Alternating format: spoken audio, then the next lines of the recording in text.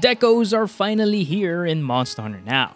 These decorations can instantly make your build stronger. So in this video, I'ma show you how you can get the most out of these decos. In Monster Hunter Now, decorations are called Driftstones, but they pretty much function the same way. They let you add skills to your armor. Some armor pieces will unlock their deco slots at grade 5, but armor pieces with level 2 skills, like this Rathalos Male and Toby Waste, will unlock their deco slots at grade 8. So the game is forcing you to upgrade your armor pieces and use Wyvern Gem Shards just to get deco slots, but I'd still suggest prioritizing weapon upgrades first and save unlocking deco slots for the end game. Now most armor pieces only have one slot, but others have two. It's probably because their armor skill is not that great. Now you add skills to these slots through the process called Driftsmelting. You can access this menu in the lower right corner of your armor inventory. Here you can select the armor piece you want to add a skill to and a driftstone you want to use. A single armor piece can save up to 10 skills acquired from driftstones. If you go over 10, you can choose to replace one of the existing skills. Once you start smelting, you will need to walk 5 kilometers to complete the process. So far, all the available driftstones require you to walk 5 kilometers, but I'm sure we will get special driftstones in the future which will require us to walk farther distances for better odds of getting good skills. Now driftstones drop from monsters, and you can obtain them in the reward screen. Currently, there are 5 different driftstones, and the color you choose during the smelting process will be very important, because depending on the color, you can get certain skills at random. The Crimson Driftstones, which drop from Rathalos, Azure Rathalos, and Anjanath, have the chance to randomly give you either Fire Attack, Heroics, Peak Performance, Rising Tide, or Windproof. From this Crimson Driftstone, you'd want to get Fire Attack or Windproof to prepare against Kushala Daura. Azure Driftstones drop from Great Jagras, Juratodus, Radoban, and Coral Puke, and they can give you Water Attack, Concentration, Sleep Attack, Artful Dodger, or Tremor Resistance at random. So the best skills you can get from this Driftstone is Water Attack, and Concentration is not too bad as a quality of life skill. Amber Driftstones, which drop from Tobikadachi, Zinogre, Great Gyros, and Tsitsiaku, have the chance to give your armor pieces Thunder Attack, Burst, Paralysis Attack, Offensive Guard, or Divine Blessing. This, in my opinion, is the best Driftstone to get, because you have a higher chance of getting a useful skill. Thunder Attack is great for elemental builds, Burst is great for the dual blades, and as a lance main, I'm aiming to get Offensive Guard. Divine Blessing is also great to have as a bonus skill, and sometimes it can even save your life. For the Cyan Driftstones, you can get it from Legiana, Barioth, Puke, Rathian, and Pink Rathian, and they can give you Ice Attack, Crit Eye, Poison Attack, Skyward Striker, or Guard. You'd want to use this Driftstone to get Crit Eye for your affinity builds, Ice Attack for your elemental builds, and Guard if you have a Lance build. And lastly, the Pale Driftstone. It's probably the most common Driftstone you'll get, since it can drop from a lot of monsters. You can get it from Kulu, Baroth, Paulumu, Banbaro, Black Diablos, Odogaron, and Devil Joe. You can get Weakness Exploit, Special Boost, Sneak Attack, Evade Extender, and Earplugs from this Driftstone. Now it's a good thing that this stone is more common than the rest, since it has Weakness Exploit, a very strong skill you want to get your hands on. But sadly, that's the only good skill this stone has. The rest are pretty meh, so there's a high chance you won't like what you're gonna get. Now, there are other non-Driftstone specific skills mixed in the skill pool as well, and there's a lot of them.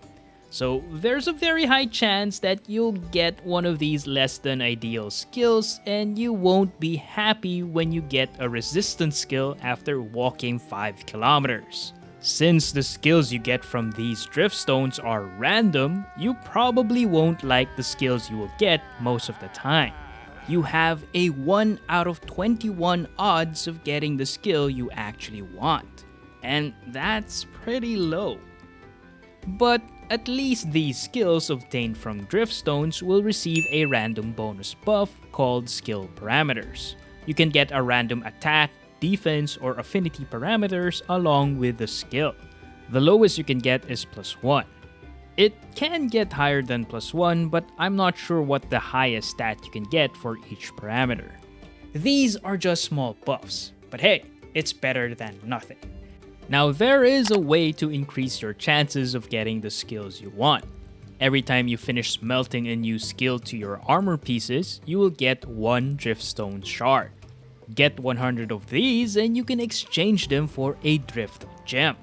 You will still need to walk only 5 kilometers when smelting Drift Gems, but they will give you a higher chance of getting the skills you actually want, since you can only get 1 out of 3 skills. Now, all Drift Gems have Aggressive Dodger and 2 other skills depending on the color. In my opinion, the best one is the Cyan Gem. Ice Attack is a great skill to have on elemental builds, and Crit Eye is a must-have for affinity builds, so you can't really go wrong smelting this gem. The problem is, you'll have to walk so far before you can get a single Drift Gem. If you only get 1 Drift Shard for every 5 kilometers, you will have to walk a total of 500 kilometers just to get 100 Drift Shards. Currently, my total kilometers traveled in Monster Hunter Now ever since it launched is just a bit over 2,000 kilometers.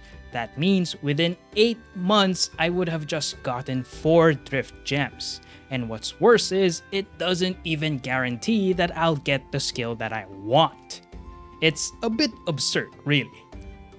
So how do you get the most out of these Driftstones if the chances of getting any useful skills out of it are so low? Well, I say don't focus on getting a good skill at first. Check your builds to see if you have any armor pieces with empty slots.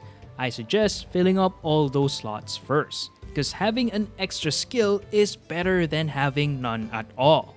Chances are you'll get a trash skill, but it's better than nothing. The +1 defense or +1 attack you get may just save your life. After you've filled every slot, that's the time you can focus on trying to roll for a good skill. Look at your builds and find the most common armor piece you have equipped for most of your builds. For me, it's the Radovan Helm with guard level 2. As a lance main, this armor piece is a staple in my builds. So for this helm, I'll focus on rolling either an additional point of guard if I get a Cyan Driftstone, and if I get an Amber Driftstone, I'll try rolling for offensive guard. Since the odds of getting those specific skills are low, it's gonna be a long grind before I get the perfect build.